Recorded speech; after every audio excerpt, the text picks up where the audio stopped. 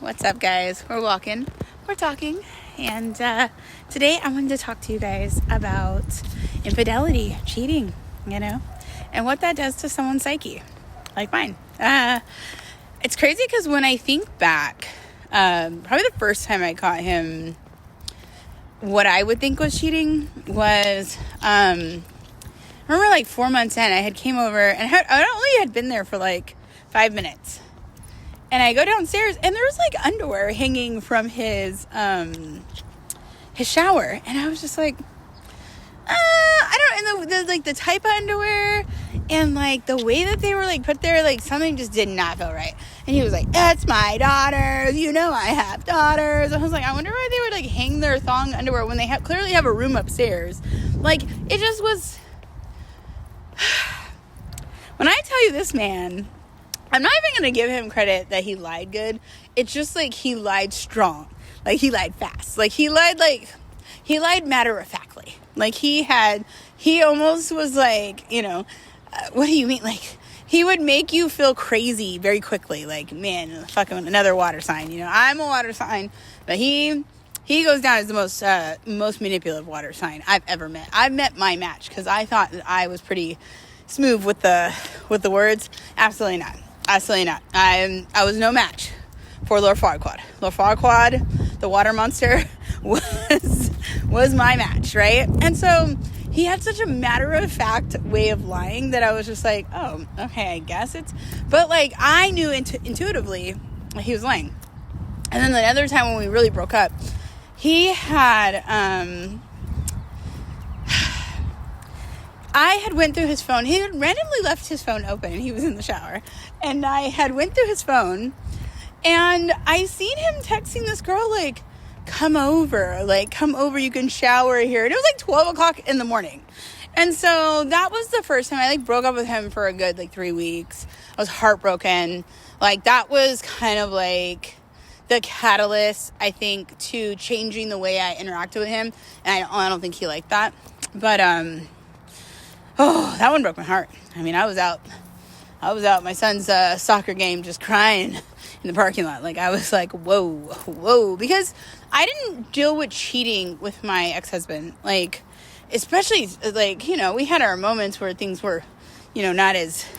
But I never had to really deal with that. And this was kind of like, this man was a professional cheater. And the reason I'm going into this is, like, it has, like, changed so much of like how I view every story, because like the way this all ended, and I'm gonna get there, that's gonna be like season finale, I gotta wait for a few things to settle before we can get to the ending of this story.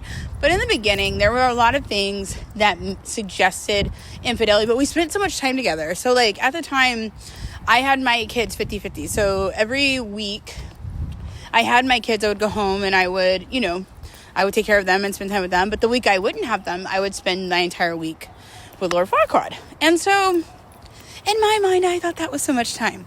But then, like, as the story progresses and the way it ended, like, there was a possibility there was a person there that whole time I was, like, playing house with this man. And that, like, really messed me up. It messed me up bad. You know why? Because, like, I just had this perception of him, even though we had those like moments where I was like, that was kind of weird. I didn't think like there was someone like fully there. Did I think like he would go into DMs and, be a little pest because he was pest, and did he follow like every single, like, I don't know if they're like IG models or like stripper, whatever. I mean, he had a lot of that going on. Insecure man. But like, did I think that he was being like fully a cheater? I don't know. Like, now, yes, but in my while I was going through it, not 100%. So it's changed me so much on how I look back at everything, and I'm just like, damn, that whole time. And it like kind of freaks me out because like in some retrospect I thought he was being faithful. So it was like I missed a few things. Like I caught on to some stuff, and I was right about a lot of stuff too. And that's the one thing I think builds the most hate in my heart, is that there were times when I caught him up on things and I was completely on point and I was completely accurate. And he gaslighted the shit out of me and got me for another 6 months, you know?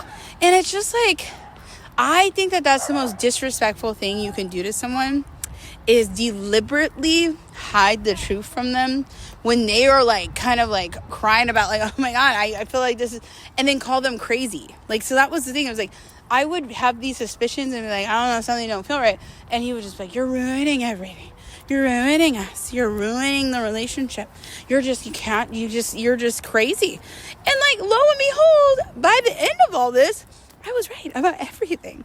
And it's like, I don't like that. I don't like being withheld information that alters my decision to make the choice. And, you know, as you guys have been hearing, like, there could have been a chance that I still made that stupid choice. But, like, I just felt so deprived of, like, the truth and then so manipulated into thinking that I was the problem. And, man, that shit does a number on your self-worth. It does a number on girls. If I can give anybody any advice, if it doesn't smell right, it probably isn't. And I know that we come in, like, I already have trust issues, like, just from being the human being I am. But I think I have a better compass than I gave myself credit for. And I would get mad at myself and, like, you know, go in these spirals of, like, oh my God, am I just accusing this great man? Did I just lose a great man? No, girl, no. So, you know, that's probably, if you had to ask me, like, what I'm the most harboring is, like, the disrespect of making me feel crazy when I was right. And, like, that, you know, the man got a good 7-8 months out of me more because of those, you know, misleading. So I think I'm going to leave it there. I wanted to talk about intimacy because, like, this is the other big thing in this relationship that was just, but I don't know how to, like, present it to where it's, like, because I don't want to, like, give too much, but then I do because I'm, like, whatever, like, I've already been out here pouring my soul. But it's, like, the way this man used sex and, like, lack thereof. Like, we didn't really do that a lot, right? For so many reasons he gave me. And then when I find out, like, you know, 2 years later that someone might have been around the whole time, like, that messes with me too, because, like, there were so many excuses to why we couldn't do that. And I thought this was so strange. Like, you know, you're not old enough to be, like, just always not ready to go. And, like, you know, so that's just a prelude to my next little TED Talk with you guys. But man, mentally, like, that's where I go over the most. I'm like, damn, was that real? Because there was moments, and I think I told you guys in the last video when we went to Puerto Rico or whatever, there was, like, these little moments where I thought, like, you know, this was something I did enjoy, you know. And so it makes everything feel like it was just you know, look here, don't look there, or whatever magicians do when they're, like, hiding the birds and the birds are there the whole time, but you don't know. I don't know. So thank you guys for tuning in. I pray this never happens to you, but if it has, please share your story with me. I'm trying to figure out a way to, like, bring all these things together. But, you know, right now I'm just walking and talking, losing a little weight, you know, getting skinny, crying it out with you guys. But thank you guys for watching.